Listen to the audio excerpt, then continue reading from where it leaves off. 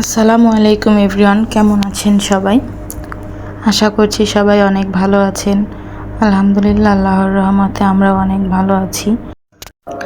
আশা করছি রোজার দিনগুলো সবার অনেক ভালো কাটছে। তো রোজার মধ্যে প্রতিদিনের একটা রুটিন হয়ে গেছে, বিকেলবেলা এরকম চপ পেঁয়াজু ভাজা। আমার তো চপ পেঁয়াজু না ভাজলে ইফতারিতে মনই বসে না, ইফতারির টেবিলটাই ফাঁকা লাগে। আমার মতো কার কার এরকম চপ ছাড়া ইফতারি ভালো লাগে না, অবশ্যই কমেন্ট করে জানাবেন। তো আমি এখানে চপগুলো ভাজছিলাম আর রাদিয়া আমার সাথে দাঁড়িয়েছিল। তো আমি সেহরির সময় ভিডিওতে ভয়েস দিচ্ছিলাম আর এদিকে মসজিদে অনেক ডাকাডাকি করতেছিল, দোয়া পড়তেছিল। হয়তো ভিডিওতে সেই আওয়াজটা শোনা যাবে, আওয়াজটা সবাই ইগনোর করবেন যদি কারো খারাপ লাগে, কিন্তু আমার কাছে অনেক ভালো লাগতেছে। তো চপগুলো ভাজা শেষ। এখন আমি এইখানে শরবত বানানোর জন্য আগে থেকেই তুকমা আর ইসবগুলের ভুসি ভিজায় রাখছিলাম, আর এটা আমি ফ্রিজে রাখছিলাম।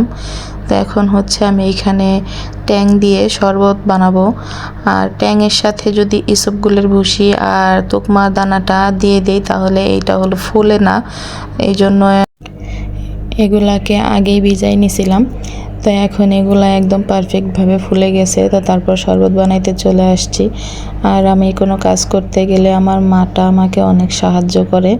ও পারুক আর না পারুক কাছে আসে কাজ করার জন্য। তো এখানে আসছে এখন শরবত বানানোর জন্য। রাদিয়া শরবতটাকে মিক্স করতেছিল। কার কার ঘরে এরকম একটা করে পাকা বুড়ি আছে অবশ্যই কমেন্ট করে জানাবেন।